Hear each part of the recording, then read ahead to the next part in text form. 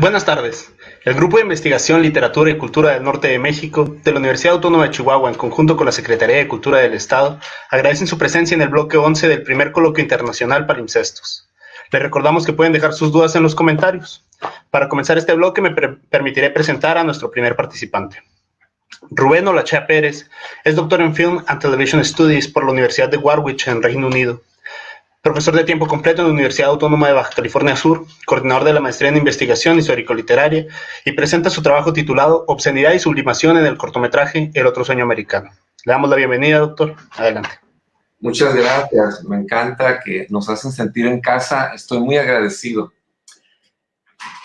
Esta ponencia, pues, contiene lenguaje altisonante y me da mucha pena, pero es parte muy importante del cortometraje que recomiendo muchísimo y es un poco del cambio social en el país. Entonces doy inicio y muy agradecido. Obscenidad y sublimación en el cortometraje El otro sueño americano de Enrique Arroyo, 2004, 10 minutos. La buena noticia es que para los interesados en el cortometraje premiado internacionalmente El otro sueño americano de Enrique Arroyo, hecho en 2004, de apenas 10 minutos, circula libremente en YouTube y otras plataformas como Vimeo, con la autorización de su autor en esta última, y con subtítulos en francés, debo agregar. El otro sueño americano cuenta la historia de Sandra, una adolescente que en la frontera de México trata de pasar a Estados Unidos en busca del sueño americano, donde por el contrario encuentra una pesadilla. Es la tesis del autor para explicarse las muertas de Juárez. De acuerdo a una nota publicada en el diario El Universal el martes 8 de febrero de 2005, estoy haciendo historia, intitulada Premian una vez más el otro sueño americano, firmada por Solange García, se publican sus premios, se listan los premios. En México, reconocimiento a la mejor dirección y actriz en el Festival Pantalla de Cristal, y la beca Vancouver para la actriz protagónica, cuyo nombre es Amorita Rasgado. Es la séptima edición del Festival Internacional de Cine Expresión en Corto de Guanajuato. Otros premios son Miquel de Oro, obtenido en la edición 46 del Festival Internacional de Cine Documental y Cortometraje de Bilbao, España, y el premio al mejor cortometraje de ficción en el Festival Internacional del Nuevo Cine Latinoamericano de La Habana, Cuba. En el Festival de Clermont-Ferrand se le galardonó con el Grand Prix por mejor cortometraje. Este festival es considerado uno de los más importantes en el mundo para el formato corto de cortometraje. Enrique Arroyo Schroeder nació en México en 1967. Estudió cine en el CCC, en el Centro de Capacitación Cinematográfica, y desde 1989 participa como editor, guionista y director de cine. Él ha participado en grandes películas, así como que de bajo perfil, pero es un hombre muy talentoso. Inicié diciendo la buena noticia. La mala noticia es que este corto es inolvidable y traumatizante. Sandra, o Ingrid, para el policía mexicano que la levantó por presuntamente vender cocaína y prostituirse, todos son nombre de puta y así se lo espeta.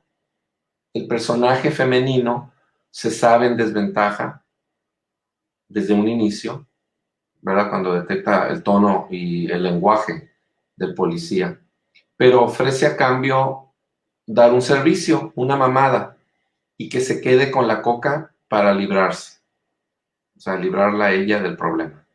El policía, interpretado por el exitoso actor Fermín Martínez, que parece un extra, ¿no? Es un actor secundario, pero muy exitoso, por su cara de mexicano, cara de malo. Pronuncia cada frase ofensiva con una contundencia actoral impresionante. El guión Es una joya del habla machista en México, hiperviolenta y misógina. Aún así, los golpes que se dan en esa película al cuerpo de la mujer son insinuados acústicamente y el personaje femenino verifica que está sangrando, llevándose el dedo a la boca, así como al diente, aunque no de manera visible. Esto es, no hay sangre en el video, eso es muy grato, sino con el poder evocador del gesto que repercute en la identificación del espectador. La chica sabe que está en grave peligro con este sujeto que pertenece a una red criminal y se comunica con ellos para dar cuenta de una nueva presa. Ella intenta huir y le va peor. Es cuando la golpean en sonido extradigético, ¿verdad? Escuchamos el sonido, pero no vemos acciones violentas ni sangre. Todo es psicológico. El humor es negro. Puta y tímida, no mames, dice el poli burlesco cuando aquella muestra rápidamente sus pechos a petición suya. El siniestro personaje desarrolla un monólogo, un soliloquio en el que evidencia su complejo de inferioridad, un gran complejo de inferioridad y un odio racial a los pinches gringos, ¿verdad? Pongo comillas. Y a toda mexicana que, según él, se sueñe casada con un güero y con 2 niños. Sandra también se manifiesta como un ser envilecido por el contexto. Dice ser de Chiapas y bien sabemos del rezago social en el sureste del país, agravado a través del tiempo. Sin embargo, cuando se da cuenta Sandra de que está en grave peligro, llora y expresa su deseo de ver a su mamá. Y el policía se burla. Previamente se comportaba desafiante, hasta sonriente, al inhalar cocaína que el policía critica como muy mala. La felación ocurre y el policía dice sonriente, llégale a tu vicio, con el habla ñera y criminalesca, que ahora es moneda corriente en las teleseries y en letras de canciones tipo reggaetón. Nada más voy a mencionar un ejemplo, ¿no? de una frase de reggaetón, nada más para ilustrar a lo que hemos llegado en el lenguaje poético. Te voy a dar bien duro, mami. Que obviamente sí son insinuaciones porno, cosifican a la mujer, obtienen ventas millonarias y se vuelven referencias sarcásticas del bajo nivel cultural de un amplio sector poblacional en memes autorregulatorios. Yo les llamo efemérides de lo efímero. Cuando Sandra escupe el esperma por la ventana de la camioneta pickup, el poli se pone energúmeno y le grita, pendeja, mis mecos no los escupe nadie, estoy sano. Si fueran de un güero, seguro te los tragabas. Eres mierda, pinche vieja. Yo que me estaba portando buena onda contigo. Ya valiste verga. Como verán, si me han acompañado a este punto de mi relato, hay giros demenciales en el texto.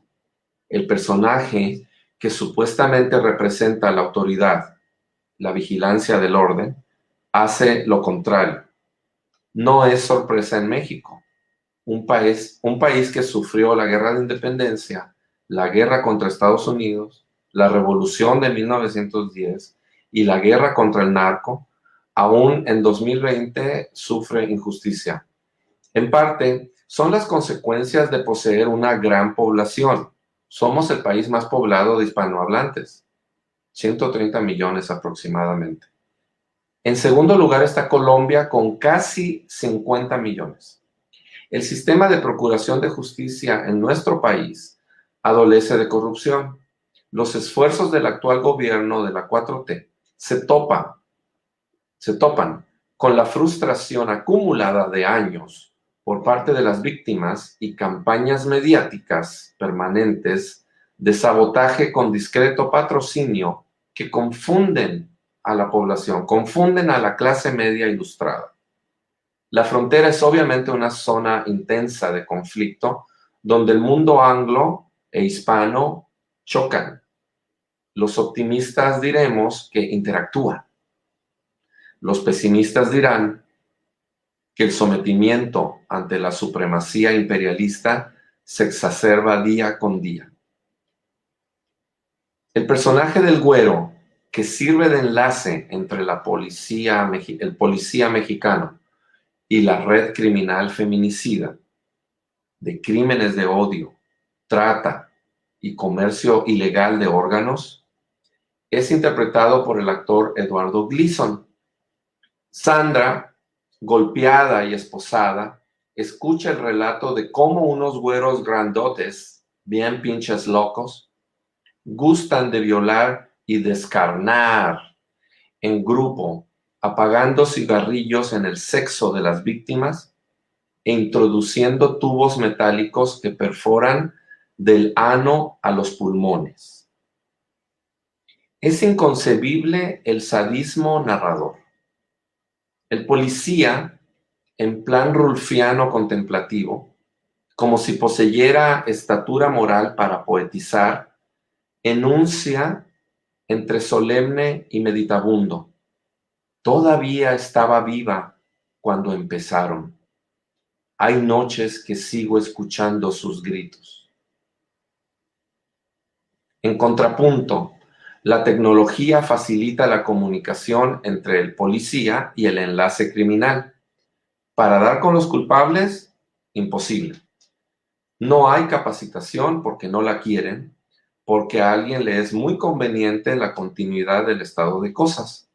Es un estado alterado de cosas, un status quo endriago de capitalismo gore, para parafrasear a Sayak Valencia. Bucle en espiral. El policía entrega a la víctima al gringo bilingüe y el sonido de los golpes es seco, muy pesado. De inmediato cambia el tono y hay un intercambio sobre el jefe que no deje tirados los cuerpos, insinuando que le baje al cinismo. El güero pide unos riñones pequeños y el policía dice: no hacerle a eso, es pecado. El rubio se burla sarcástico. También hay alusiones a la marihuana como hierba de albañiles. Ya no fumes esa madre. ¿Cómo se apaga esta madre? En referencia a la cámara de video que todo registra. Insinúa el director que los videos se suben al internet para comerciar con el espectáculo de la violencia, que tiene adictos a adolescentes frustrados sexualmente, que se conforman con imágenes en movimiento, donde infligir dolor y ver sangre se torna excitante. Octavio Paz habló de la chingada en El laberinto de la soledad en 1950. La expresión esa chingadera migró a madre, luego a verga, para significar cualquier cosa sin importancia. Como señalan mis estudiantes, la pertinencia del otro sueño americano es que las cosas han empeorado en nuestro país. Soy consciente que el título de esta ponencia es Obscenidad y Sublimación. En un artículo, La moral sexual cultural y la neurosis moderna, escrito por Freud en 1908, se afirma: a esta facultad de permutar la meta sexual originaria por otra, ya no sexual, pero psíquicamente emparentada con ella, se le llama la facultad para la sublimación. Fin de cita. Entre los ejemplos de Freud como nuevos destinos de la pulsión sexual está lo artístico y lo intelectual. Sublimar consistiría en mudar el fin pulsional hacia una actividad desexualizada, intentando su realización, por ejemplo, mediante tareas creativas o de prestigio social, arte, religión, ciencia, política, tecnología. Freud está rebasado, dicen muchos. ¿Cómo estará de mal el mundo que el sueño americano ya se volvió pesadilla no solo para negros y latinos, orientales y musulmanes, sino también para los mismos rubios? Si este texto los hace ver este gran cortometraje, me daré por muy bien servido. Pese a este escenario distópico, la cultura mexicana, paradójicamente, puede actuar como salvamento para Estados Unidos. En palabras del escritor italiano Piero Gurgio, Estados Unidos es una colonia cultural de México. Muchas gracias. ilustrarnos con esta presentación suya sobre el cortometraje El otro sueño americano. A continuación, me permito presentar al doctor Gabriel Osuna Osuna.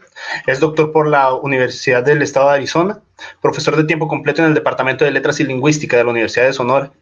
Ha publicado los libros Literatura e Historia en la novela mexicana de fin de siglo, en Madrid, y La perspectiva de género en la literatura, ensayos de narrativa mexicana contemporánea, en el 2016.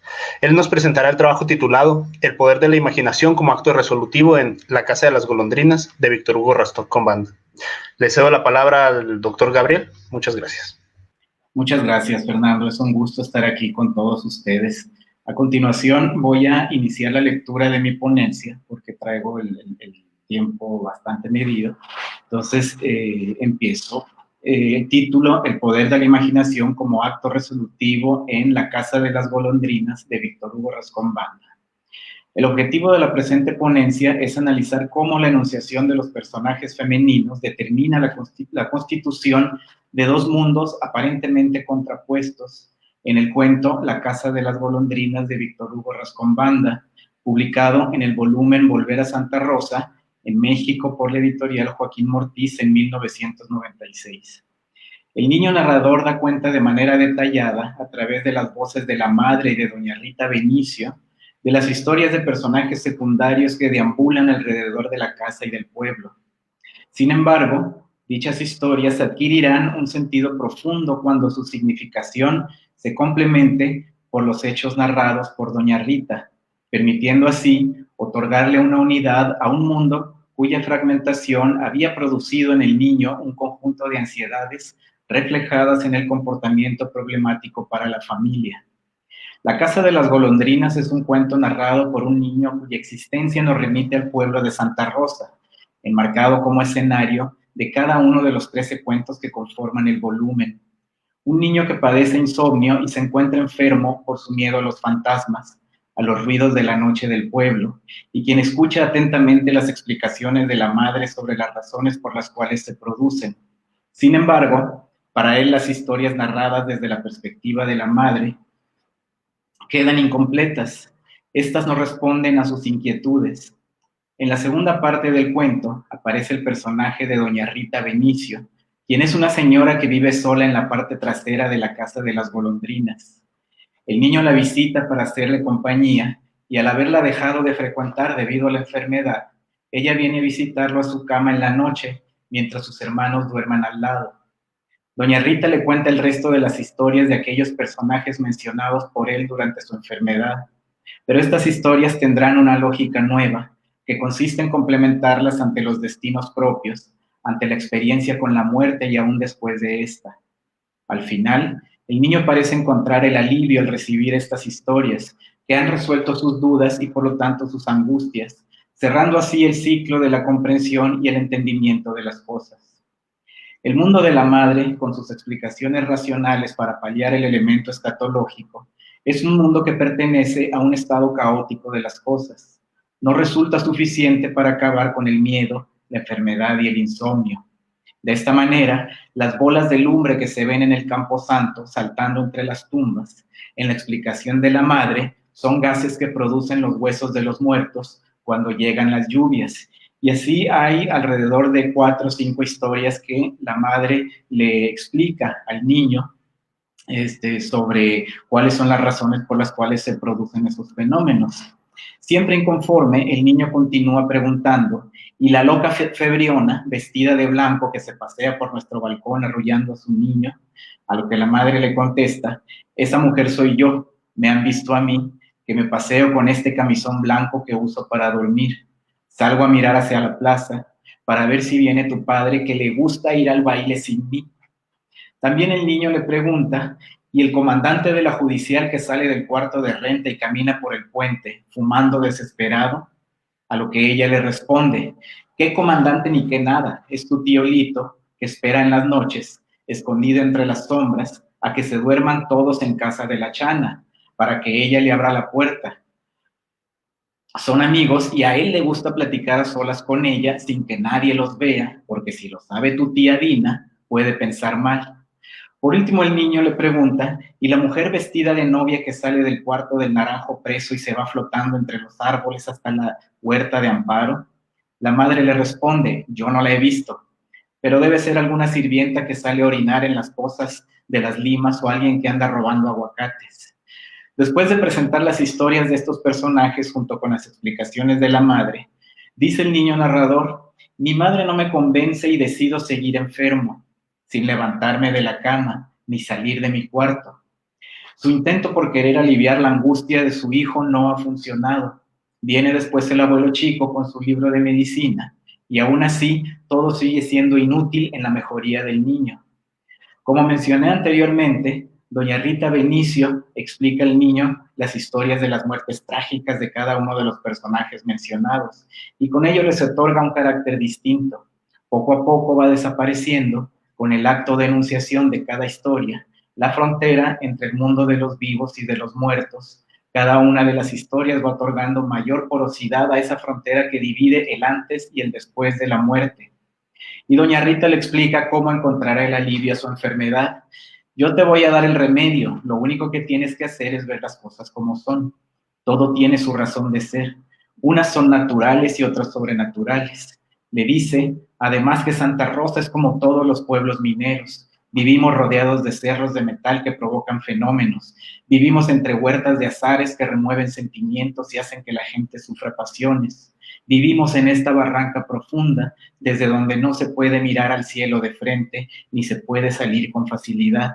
Así son los pueblos mineros. ¿Cómo quieres que vuelen las almas de los muertos? Están entre nosotros, porque no encuentran el azul del cielo, dice. Al comprender esta realidad, y a diferencia de las historias contadas por la madre, el niño menciona que doña Rita me dice que sueñe todo lo que quiera, que no tenga miedo, que todo es natural, que no me preocupe de los muertos, que los deje vivir como quieran y anden por ahí recogiendo sus pasos, tratando de encontrar sus sombras. Con sus narraciones, ella completa el universo cognitivo del niño. A través de su voz, profundiza en el significado de las historias, como lo hace también la literatura misma. Y vienen los relatos que ella complementa con los dos mundos, el de la vida y la muerte, en donde la muerte también tiene sus motivos, para que dentro de su lógica, la continuidad de las historias adquiera la completud o el carácter extensivo de significación que conducen hacia un mundo equilibrado. Después de la muerte hay una continuidad de la historia. Así da sus explicaciones que, por lo tanto, serán las convincentes para el niño. Doña Rita Benicio me cuenta que a la pobre Febriona se le murió su niño entre sus brazos. Por eso se ahorcó colgándose de una viga de esta casa. ¿Cómo no quieren? Me dice, que pasee por el balcón arrullando a su criatura, a la misma hora en que se mató, cuando todos andaban en el baile y nadie vino en su auxilio. Y en cuanto al cofre lleno de monedas de oro que está enterrado al lado del naranjo, le dice doña Rita al niño, era de doña Romanita, hermana de tu bisabuela, era su dote, pero llegó la revolución a Santa Rosa el mismo día de su boda. Su padre la encerró en el tapanco para que no se la llevaran los hombres de a caballo y enterró el cofre en la poza del naranjo preso. Mucha gente cerró sus casas y se fue lejos. Y años después, cuando la familia de tu tatarabuelo volvió del Paso y abrió la casa y revisó los cuartos, encontraron el esqueleto de Romanita con su vestido de novia en el tapanco. ¿Cómo no quieren que ella venga en las noches a su propia casa, a cuidar el cofre de las alazanas y a contar las monedas de su dote? En relación con la historia del supuesto judicial que se aparecía y que la madre le había explicado que era su tío Lito saliendo en las noches a sus visitas nocturnas, doña Rita le cuenta al niño que el comandante de la judicial que se suicidó en el cuarto de renta no quería morir. Lo obligaron. Él había estado jugando póker toda la noche y había ganado todas las partidas. Ya casi al amanecer, cuando estaban cantando los gallos y el lucero estaba saliendo, se acabó el juego, todos se fueron y él se acostó a dormir. Uno de los jugadores regresó, lo acabó con su misma pistola, se la puso en la mano derecha y se llevó el dinero que había perdido. Por eso el comandante sale todas las noches del cuarto de renta y se va a fumar al puente. Ahí espera a su asesino para vengarse, porque sabe quién es y está seguro que pasará por ahí. Doña Rita completa las historias y no solo eso, otorga una explicación sobre el porqué de la pena de estas personas, de las razones de ello. Por eso, ella dice que sueñe todo lo que quiera, que no tenga miedo, que todo es natural, que no me preocupe por los muertos, que los deje vivir como quieran y que anden por ahí recogiendo sus pasos, tratando de encontrar sus sombras. Duerme, me dice, sueña todo lo que quieras, goza tus sueños y no sientas que son pesadillas, son sueños nada más como la vida. Más adelante, cuando ella se ha retirado de la casa, el niño narrador afirma que se ha quedado despierto y dice, mi madre vuelve al rato, seguramente fue a encaminar a doña Rita. Aprovecho para reclamarle antes de que me obligue a cerrar los ojos. Dice doña Rita que todo es cierto y que tú no sabes nada, le digo. Es Rita, doña Rita Benicio, la de la casa de las golondrinas. Mi madre se ríe y me acaricia la cabeza con sus manos. Pero si tú ni la conociste, murió antes de que tú nacieras. ¿Ya vas a empezar con tus cosas? La miro y le sonrío, no sabe lo que estoy pensando. Ella baja la luz del quinqué y se va. Tomo la manzana verde de San Juan que me dejó doña Rita junto a la almohada y me la como antes de dormirme. El mundo que hemos experimentado a través del relato del niño constituye una herencia de relatos e historias. El caos, representado también por la enfermedad y el miedo, se debe a la ausencia de respuestas a las inquietudes y constituye el factor primordial que desata la duda y con ello los miedos somatizados en el cuerpo enfermo que requiere la sobreprotección forzada de los padres que influye en la actitud resentida del niño hacia ellos. Pero ese mundo se reconstituirá en un orden muy claro y nítido gracias a las explicaciones de doña Rita. Con ellas la separación radical entre el mundo de los vivos y el de los muertos se unificará a partir del relato completador y paliativo que le otorga significación y destino a las historias de los personajes.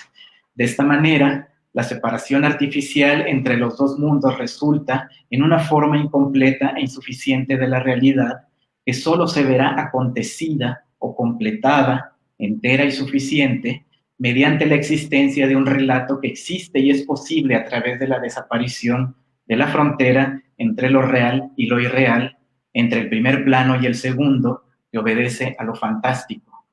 En este sentido, el mundo se ha unificado a partir de la sanación consolidada con el acto generoso de Rita por haberle otorgado un mundo alternativo, una herencia que consiste en el único material narrativo que lo completa y cuya verdad constataremos ante la evidencia de la manzana que se materializa en el plano de lo real y lo explicativo y que el niño ingiere plácidamente al haber aceptado la herencia otorgada en donde hay un orden dominado por la imaginación.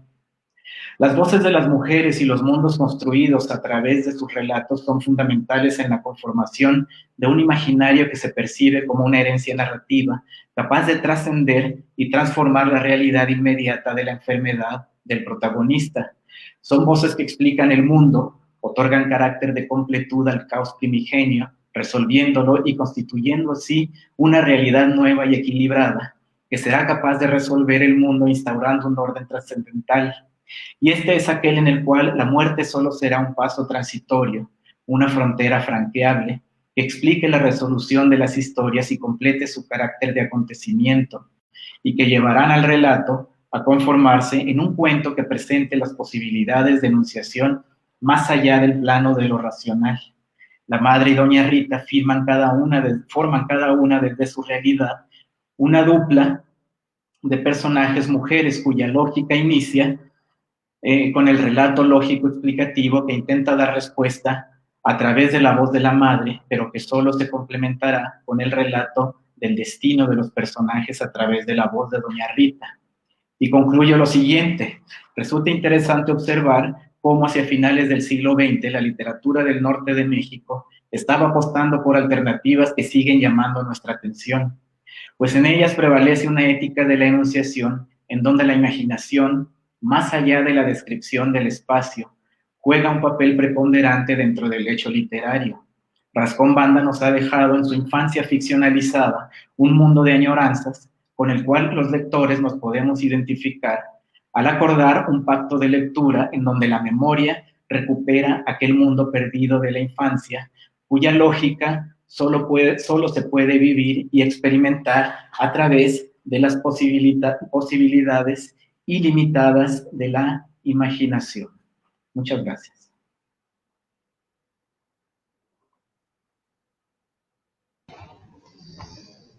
Muchísimas gracias por su participación, doctor Gabriel Osuna. Bueno, para finalizar la sesión del bloque 11, contamos con la participación de Gabriela Arelí García Guerra y Corral Revueltas Valle. Me permito presentarlas. La doctora Corral Revueltas Valle es doctora en Imagen, Arte, Cultura y Sociedad por la Universidad Autónoma del Estado de México, con maestría en Artes Visuales en la Academia San Carlos y licenciatura en Grabado por la Escuela Nacional de Pintura, Escultura y Grabado, La Esmeralda. Ha sido becaria en el Sistema Nacional de Creadores de Arte del FONCA en 2 emisiones, 2011 y 2015. Y Gabriela Arelí García Guerra es licenciada en Artes Visuales y maestra en Estudios y Procesos Creativos en la Universidad Autónoma de Ciudad Juárez. Actualmente es estudiante de 5º semestre en el Doctorado de Educación, Artes y Humanidades en la Universidad Autónoma de Chihuahua. En el 2017 publicó en la revista de Alta Tecnología y la Sociedad el artículo El retrato artístico a principios del siglo XXI en la Ciudad Juárez como medio de difusión de la problemática social. Participó en un capítulo del libro El arte de la edición y la topografía en el 2019. Ese mismo año participó en la revista Index de Arte Contemporáneo de Ecuador con un texto sobre los paradigmas femeninos plasmados en el arte. Durante el 2020 colaboró para la revista Magotzi y la revista Escena, en ambas con temas relacionados al arte, la imagen femenina y el retrato. Ellas nos presentarán su trabajo titulado Mujeres sin comillas y entre comillas, perspectivas feministas y transfeministas en 3 pinturas mexicanas.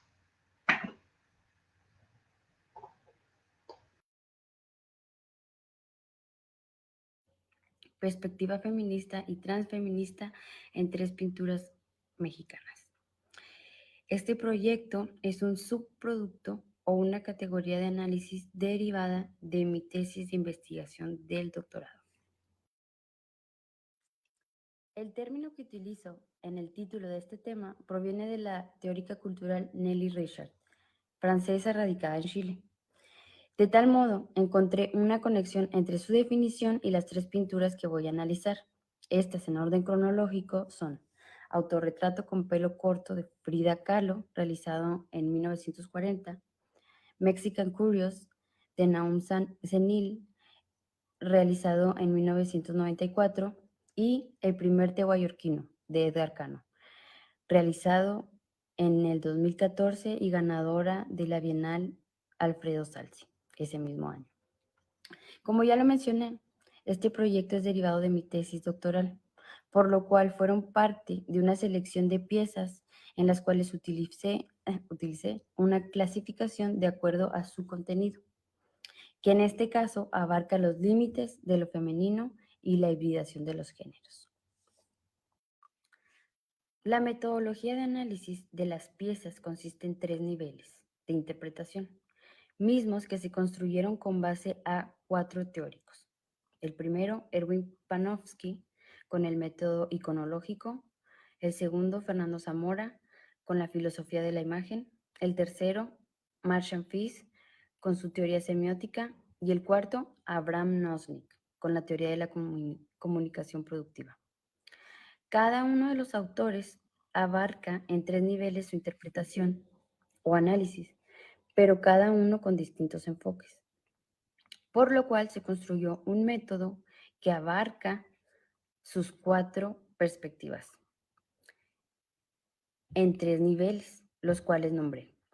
El primero, aspectos sintácticos. Este incluye el formato o aspectos técnicos de la obra.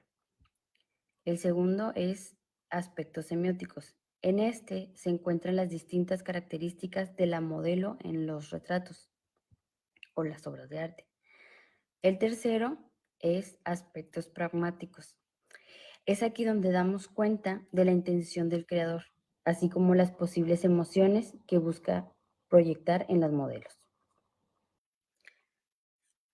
En cuanto a los aspectos pragmáticos, por medio de este ejemplo visual en forma de rizoma, busco desarrollar un poco más para mostrar a profundidad su complejidad y cómo este nivel se basa en la teoría de comunicación productiva de Nosnik, el cual incluye el concepto de retroalimentación y receptor.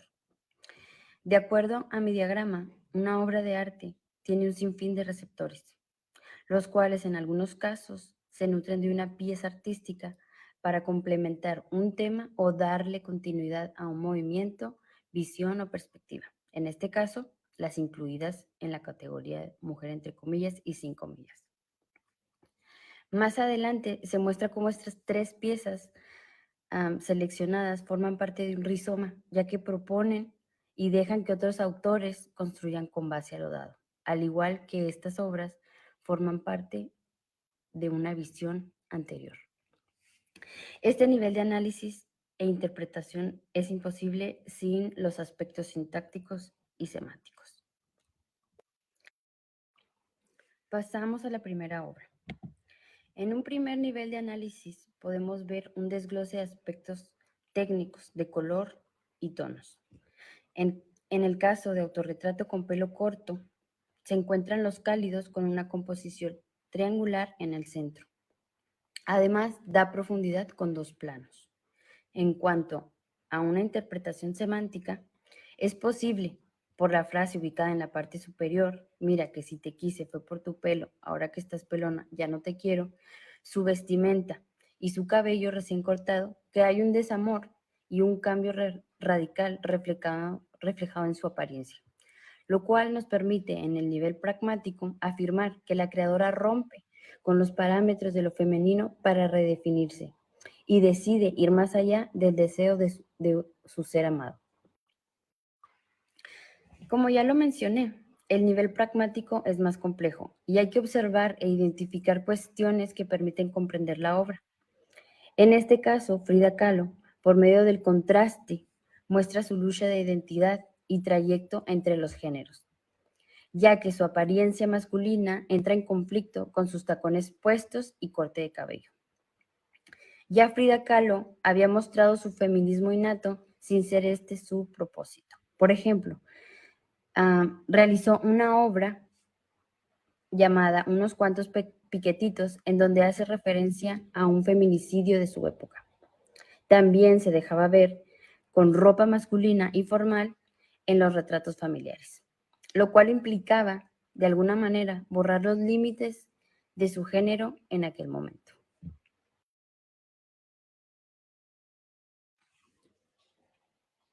En cuanto a la obra de Nahum Senil, Mexican Curious, es una pieza rectangular, con una línea imaginaria marcada por las miradas de los tres sujetos. Además, hay una simetría, lo cual permite una composición en T. Y también solo tiene dos planos.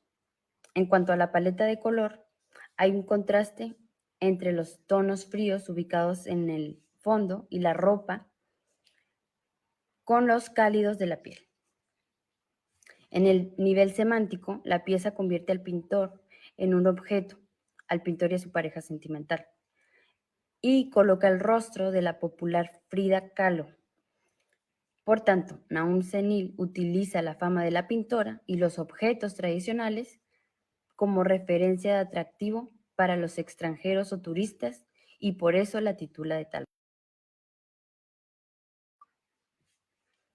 En un nivel pragmático, es pertinente mencionar un poco sobre la vida de Nahum Senil y cómo ésta influencia su obra. El pintor se deshumaniza a sí mismo y con ello nos muestra cómo su estilo de vida de hombre homosexual proveniente de una zona rural lo hacía sentir poco convencional o aceptado, por lo cual él nos muestra cómo se siente fuera de lugar o lejos de encajar en la realidad de su sociedad. Mexican Curious es aquello que para los extranjeros tiene un carácter exótico, pero también propio de México. Los múltiples autorretratos de Frida Kahlo le permiten a Nahum Senil relacionar sus experiencias de vida con la referencia sobre lo que es ser Mexican Curious. La última pieza analizada es El primer tehuayorquino de Edgar Cano. En el nivel sintáctico podemos decir que tiene dos tipos de contrastes, con tonos fríos en el entorno y cálidos en la piel y falda, pero también con oscuros en las sombras y luminosos con los accesorios de Tehuana. Hay una línea horizontal que marca la distancia entre el entorno y el paisaje y una línea vertical que está compuesta por el cuerpo del mushe. Sobre las cuestiones semánticas, el paisaje distópico, aunque abarca la mayor parte de la obra, lucha con la vestimenta tradicional de la tehuana y el orgullo del mushe al portarlo. De tal modo, los mushes muestran la lucha de sus costumbres en un mundo globalizado y con parámetros occidentales. Sobre el nivel pragmático, en la pieza El primer tehuayorquino, fue necesario revisar obras anteriores tanto de Edgar Cano como de otros artistas, para concebir de dónde pudo haber conseguido la influencia artística. Por un lado se encuentra Saturnino Herrán, con la pieza titulada La Tehuana, realizada en 1914, y donde se autorretrata como mushe. De tal modo, la pintura de Herrán marca la pauta sobre este tema zapoteca del tercer género, donde un hombre es aceptado por vestirse como mujer sin ser mal visto. Por otro lado, se encuentra esta otra obra realizada por Edgar Cano, en donde captura al mismo modelo, pero con otro enfoque. El pintor, en una entrevista realizada recientemente, vía personal, mencionó lo siguiente: es un hombre que me toca las fibras de mis interpretaciones. Sobre quién es él, es fortuito que sea mi amigo y uno de mis modelos más elaborados y comprometidos con la apropiación de sus raíces. Esto en un contexto complejo y en su mayoría contrario a la preservación de las tradiciones de gran valor cultural.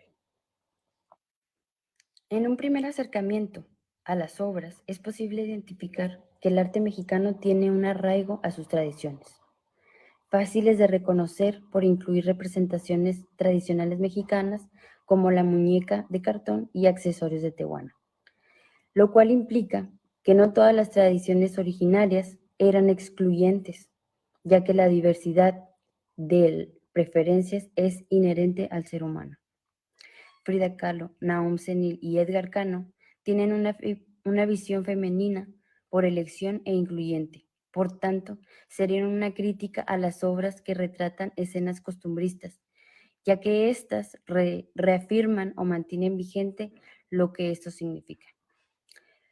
Los artistas analizados en el presente trabajo aportan versiones de la imagen femenina que combaten con un concepto cerrado de la mujer, del ser mujer. Hay puntos de encuentro entre las piezas, una línea que marca la hibridación de los géneros, la libertad, pero sobre todo el canalizar el ser por medio del arte. Ser quienes quieran en una realidad paralela dentro del arte pictórico, para que en el futuro nuevos creadores vean en sus retratos un espejo en el cual se puede crear desde otro tiempo un mismo sentimiento. Finalmente, a modo de conclusión, las piezas analizadas utilizan temas sobre las costumbres mexicanas. No se quedan en la mera explotación de lo folclórico o la parafernalia, ya que estas muestran, si bien una cotidianidad adornada, pero también caótica. En las tres obras hay un discurso sobre la homosexualidad y estilos de vida controvertidos para los esquemas católicos dominantes en el país durante diferentes épocas. Es decir, aquí hay una discusión no solo sobre los géneros, sino también de pensamientos culturales impuestos.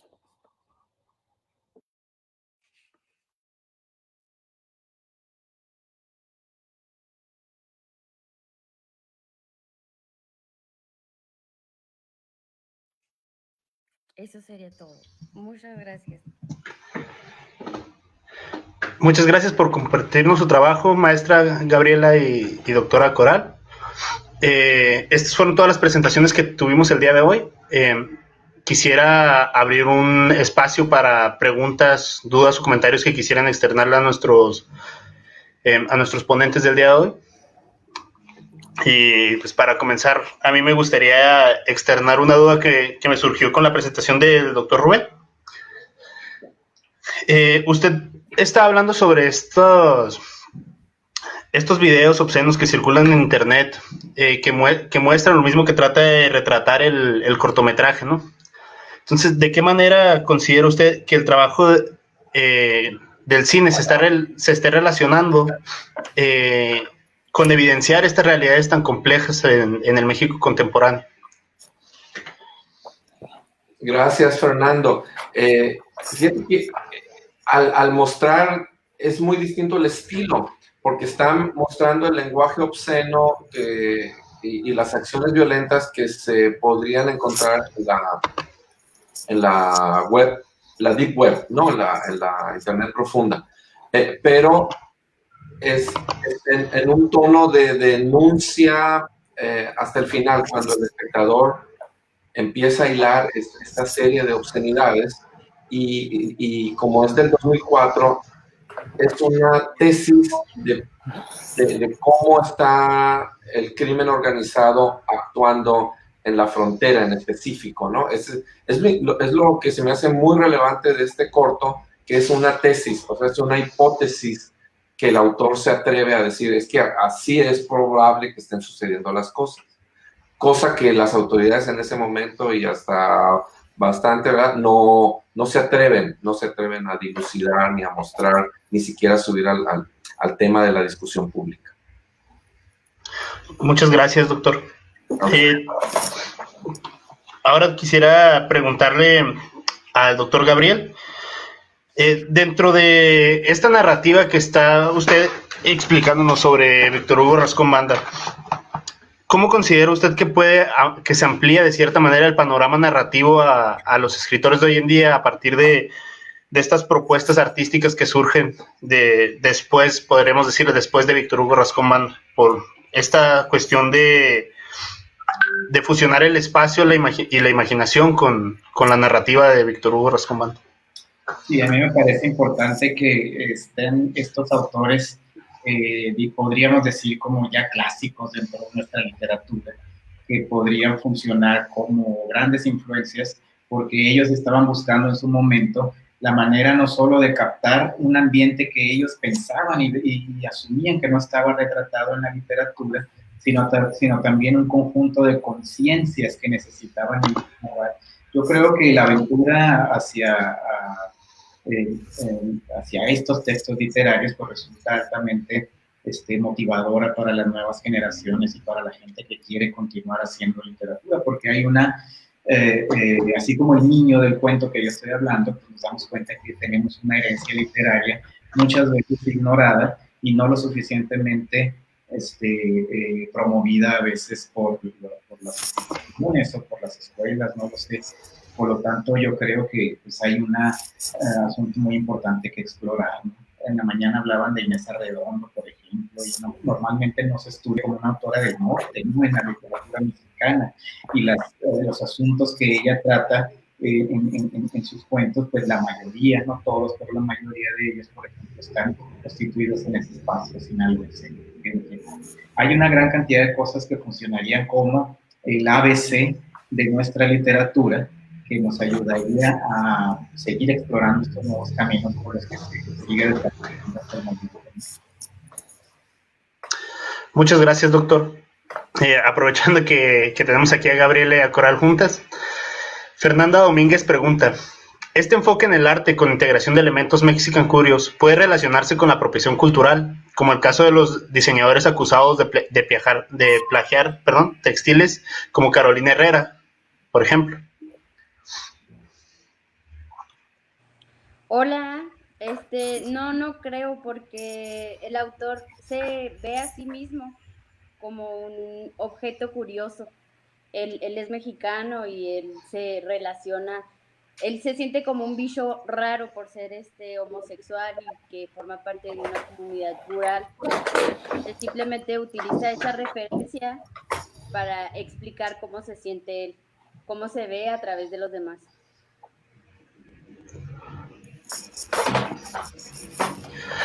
No sé si quiere añadir algo, doctora Coral, sobre... Gracias, buenas tardes. Pues sí, en este caso estoy completamente de acuerdo con Gaby, son problemáticas completamente distintas y el trabajo de Gabriela gira pues en torno a la interpretación y representación de una serie de elementos que en las imágenes, obras, pinturas, retratos que nos mostró, tienen pues esta condición de lo que ella llama, ubica, mujeres entre comillas, ¿no? Así es. Muchas gracias. Muchas gracias. Yendo un poco con lo del tema, ¿de qué manera creen ustedes que a partir de estas autorrepresentaciones va creciendo la perspectiva de autorreflexión sobre qué es el ser mujer o no ser mujer, de qué es ser mujer sin comillas y ser mujer entre comillas? Bueno, yo como lo digo en mis conclusiones, y también apoyo eso, creo que el ser mujer es un concepto abierto, que no debemos dejar que nos digan qué es y qué no es, o sea, que uno lo debe de definir, y así como lo hacen ellos en esas 3 pinturas.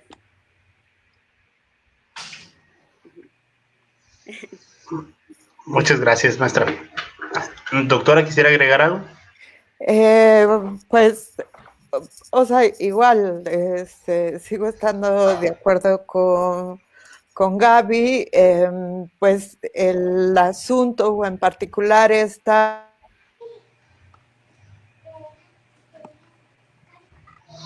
Me parece que está teniendo un poco de problemas con conexión. Que está, de nuevo, en torno a esta figura, a esta forma, pues, de representar y todo lo que se deriva de la interpretación y reinterpretación desde la imagen, ¿no? O sea, el asunto, pues, en este sentido del trabajo de investigación de Gaby es justo con respecto a la figura de mujer. Muchísimas gracias, doctora. Hay una pregunta de José Aguirre que dice, ¿solo hace falta creer ser mujer para ser mujer?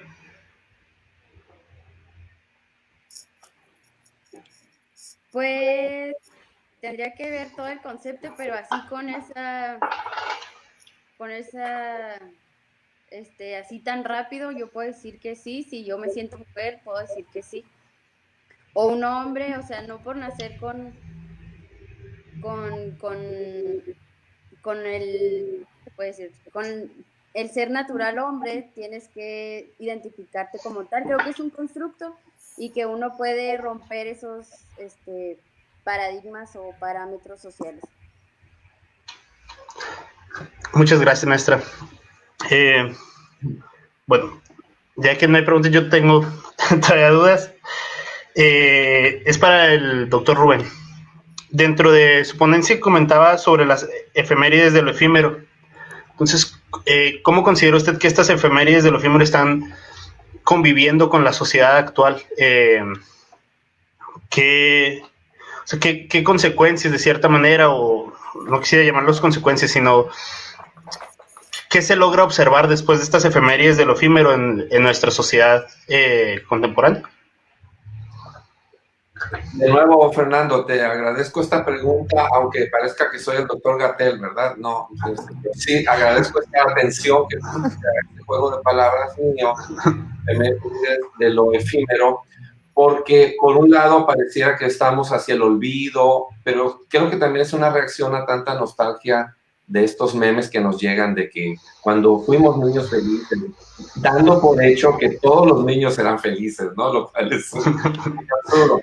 Entonces, de alguna manera, estos memes son celebratorios de un nihilismo, pero también es una reacción, pues, a tanta, se nos vino el tiempo encima a más de una generación, más con el COVID, y pues los memes están haciendo su aporte diario a esta especie de nihilismo, de vacío, donde se está perdiendo la memoria, pues, o sea, puede ser liberador. Es que quiero ser cauteloso de que no suene como una crítica nostálgica. Creo que todas las cosas por lo menos tienen 2 lecturas. Una es celebratoria del olvido y el otro, pues, tienes tu riesgo, tanto olvido, ¿verdad? Porque vamos a parecer que todos tenemos Alzheimer, voluntad. Eso sería terrible, ¿no? Si la enfermedad es terrible, ¿cómo es posible que haya un Alzheimer voluntario? Sería eso. Muchas gracias. Yo creo que con esto concluiríamos. Agradecemos la participación de todos nuestros ponentes. Gracias al público por ver la programación. Les recordamos que el día de mañana continuamos con las actividades del primer coloquio internacional Palimpsestos. Continúen con nosotros y con el Festival de Arte Nuevo 2020. Muchas gracias. Gracias. Gracias.